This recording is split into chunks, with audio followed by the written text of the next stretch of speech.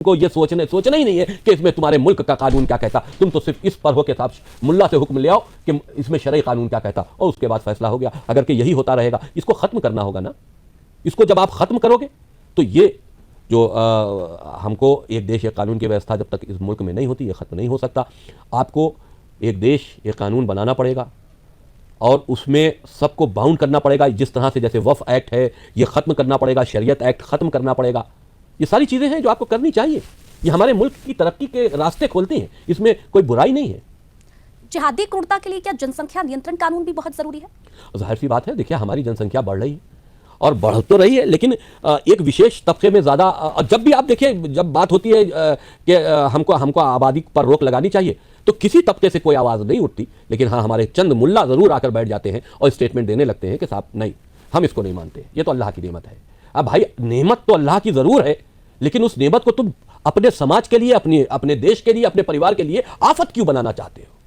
नेमत है, तुम आफत बना रहे हो उस नेमत को। अगर 2 बच्चे तुम्हारे हैं तो उनको तुम अच्छी तरह से परवरिश कर सकते हो, उनका अच्छा देखभाल करके उनको अपने समाज के लिए, अपने परिवार के लिए, अपने खुद के लिए एक मजबूत नींव डाल सकते हो अपने परिवार की। लेकिन 2 की जगह अगर 10 पैदा हो गए और खिलाने की हैसियत तुम्हारी 4 की नहीं है तो तुम अगर ये सोचते हो कि जो कारोबार हम कर रहे हैं 10 पैदा हो जाएंगे तो वो भी करेंगे, तो जाहिर सी बात है तुम भी बोझ हो, तुम्हारे बच्चे भी बोझ है और तुम्हारा समाज भी बोझ है। फिर जब तुम अपने बारे में नहीं सोच रहे, अपने परिवार के बारे में नहीं सोच रहे, इस देश के बारे में भी नहीं सोच रहे, तो हम तुमको और क्या कहें? बोझ ही तो कहेंगे कि हिंदुस्तान पर। लेकिन इस समय देश में धर्मांतरण बहुत हो रहा है, क्या कारण मानते हैं आप इसका? देखिए, जो लोग कट्टरता से, और ऐसा नहीं है, बहुत से लोग सनातन धर्म में घर वापसी करने को तैयार थे। जिस वक्त हमने घर वापसी की है, हमारे पास इतनी बड़ी तादाद में लोग हमसे संपर्क कर रहे थे और वो चाहते थे कि हम भी उनकी सम्मान सहित घर वापसी करा दें। लेकिन उसके बाद कुछ ऐसी सामाजिक परेशानियां और कुछ इस तरह की दिक्कतें हमारे साथ पेश जो आ गई, तो बहुत से लोग उससे पीछे हट गए कि हमने बड़े स्तर पर हमने और खुले दिल से हिंदू धर्म स्वीकार किया।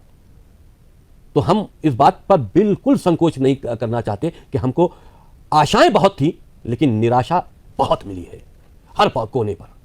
चाहे सनातन धर्म से के जो लोग हैं उनका तो प्रेम हमको मिला, लेकिन जो जिम्मेदार हैं उन्हीं ने हमारी परेशानियों की तरफ गौर नहीं किया। हमारे बहुत से हालात खराब हुए, वित्तीय मामले खराब हो गए, पारिवारिक मामले खराब हो गए, लोग हमको छोड़ के जाते रहे और जिनको गले लगाना था वो करीब नहीं आए। दूर से तो कहते रहे हाँ भाई बहुत अच्छा काम किया, लेकिन हमारे इस्लाम में जब हम थे तो ये कहा जाता था कि कब्र का हाल मुर्दा ही जानता है, तो वो हम ही ने देखा और समझा। लेकिन अगर मैं आप एक बात खुलकर कह दूं, जिस तरह की परेशानियों का सामना हमने किया है उसके बाद भी हम डटे रहे। अगर मेरी जगह कोई दूसरा वसीम रिजवी होता तो आज आपके पास जितेंद्र नारायण त्यागी ना बैठा होता, फिर वसीम रिजवी बैठा होता। क्या बात है, क्या बात कही आपने, और इसी जज्बे को हम सैल्यूट करते हैं त्यागी जी। लेकिन हद तो तब हो जाती है जब पहचान पत्र देखकर हत्याएं होती है देश में।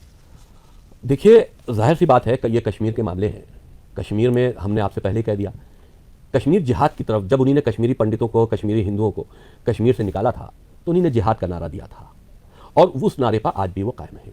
हिंदू सुरक्षित वहां नहीं है।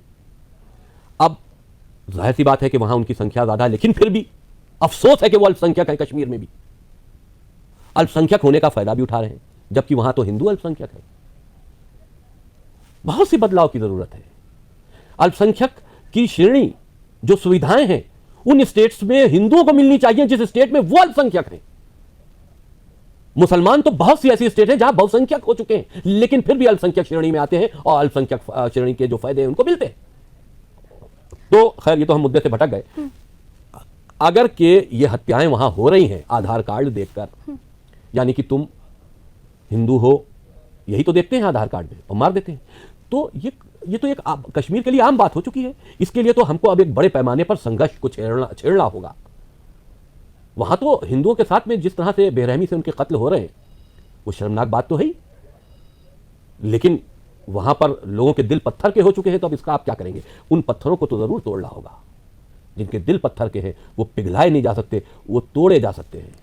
हमको ऐसी ड्रिल मशीन लानी होगी जो इनके पत्थर दिलों को तोड़ दे, और जब तक आप ये नहीं करोगे तब तक आप कश्मीर जैसे और स्टेट में भी हिंदुओं को सुरक्षित नहीं रख सकते। त्यागी जी, लेकिन ड्रिल मशीन चलाना तो आपने भी शुरू कर दिया है और आपने अभी भी हिम्मत नहीं हारी है। एक आखिरी सवाल, हिंदुओं का कितना साथ, कितना समर्थन, कितना सम्मान आपको मिला? बहुत प्यार मिला। बहुत बहुत धन्यवाद। हमारे साथ जितेंद्र नारायण त्यागी जी